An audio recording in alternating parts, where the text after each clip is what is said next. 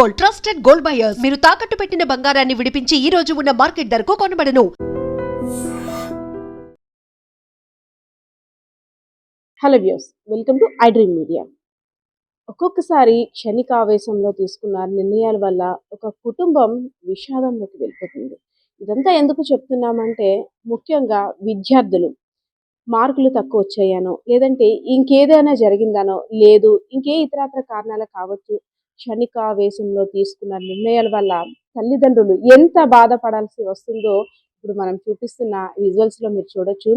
గురువారం విజయనగరం జిల్లా కేంద్రంలో ఉన్నటువంటి బీసీ హాస్టల్లో ఒక విద్యార్థిని డిగ్రీ మొదటి సంవత్సరం చదువుతుంది, ఎంఆర్ కళాశాల అటానమస్లో. సో డిగ్రీ మొదటి సంవత్సరం చదువుతున్న విద్యార్థిని స్వాతి ఫ్యాన్కి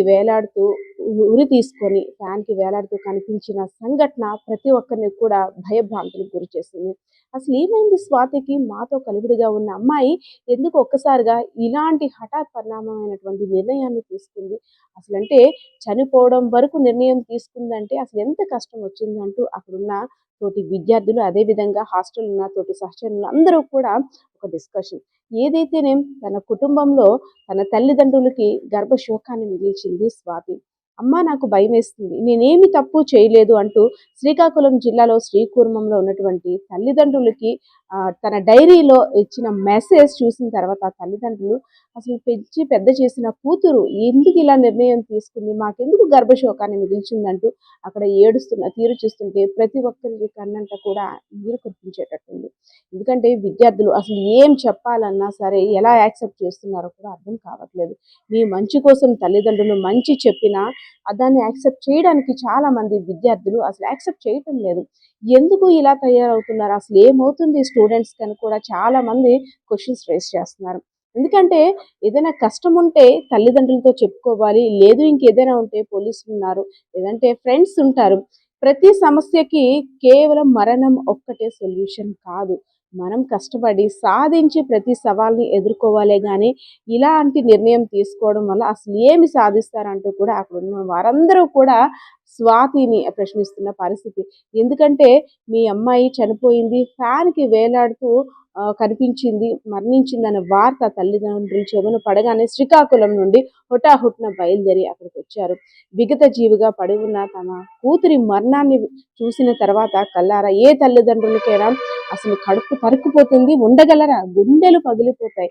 ఎందుకంటే నవమాసాలు కనిపించిన తల్లి, అదేవిధంగా భుజాలపై ఆడించినటువంటి తండ్రి ఆ విగత జీవిగా ఉన్నటువంటి కూతురిని ఆ మృతదేహాన్ని చూసిన తర్వాత అసలు తట్టుకోవడం ఎవ్వరి తరం కూడా కాదు. ఏదైనా కష్టం వస్తే ఎదుటి వారికి తెలియజేయాలి, సవాలుగా తీసుకోవాలి, పోరాడి సాధించుకోవాలి. ప్రతి చిన్నదానికి కృంగిపోయి ఇలాంటి నిర్ణయాలు తీసుకోవడం వల్ల అనేక కుటుంబాలు విషాదంలో మునిగిపోవడమే కాదు, తల్లిదండ్రులకు కూడా తీరాన్ని శోకాన్ని మిగిల్చిన వారు అవుతారంటూ కూడా ప్రతి ఒక్కరు అంటున్న పరిస్థితి. ఏదైతేనే స్వాతి మృతి పట్ల పోలీసులు కూడా అనేక కోణాల్లో విచారణ జరుపుతున్నారు. అసలు ఎందుకు అమ్మాయి ఇలాంటి నిర్ణయం తీసుకుందనే కూడా అనేక ప్రశ్నలు కూడా చుట్టుపక్కల ఉన్న వాళ్ళని కూడా అడిగారు. ఏదైతేనే మీ జరిగిన సంఘటన ప్రతి ఒక్క విద్యార్థి అలాగే యూత్ కంపల్సరీగా తెలుసుకోవాలి. ఎందుకంటే ఇలా తీసుకున్న నిర్ణయం వల్ల కుటుంబ సభ్యులు ఎంత బాధపడతారో, వారికి ఎంత అన్యాయం చేసిన వారు అవుతారో ఇలాంటి నిర్ణయాన్ని తీసుకోవడం వల్ల ఇక్కడ జరిగిన సంఘటన ఉదాహరణ చెప్పుకోవచ్చు. సో విజువల్స్ లో చూడొచ్చు ఆ తల్లిదండ్రుల ఆవేదన ఏ విధంగా ఉందో.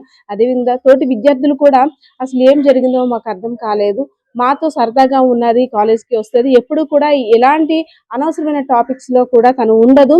ఇంత ఫ్రెండ్లీగా ఉన్న అమ్మాయి స్వాతి ఒక్కసారి మా మధ్య లేదు అని మాట తెలియడానికి మేము అసలు యాక్సెప్ట్ చేయలేకపోతున్నాము.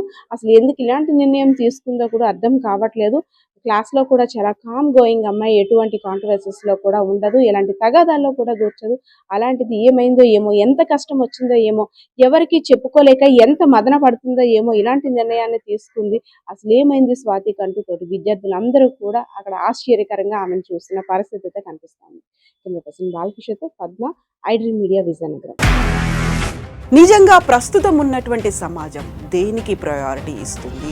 ఆర్థిక సంబంధాల చుట్టూ మాత్రమే తిరుగుతుంది. మళ్ళీ ఎన్నికలంగానే చాలా విరక్తి కలుగుతున్నాం. మంచి అనిపిస్తుంది కదా, లేడీస్ కూడా ఛాలెంజింగ్ జాబ్స్ చేసినప్పుడు చాలా బాగుంటది. ట్రాఫిక్ అసిస్టెంట్స్ గా నియమించిన ట్రాన్స్జెండర్స్ అందరితో సాల్యూట్ చేయించుకుంటున్నారు. ఫుడ్ డెలివరీ ఇవ్వటానికి వెళ్ళినటువంటి డెలివరీ బాయ్ అనిల్ పై కళ్ళ ముందు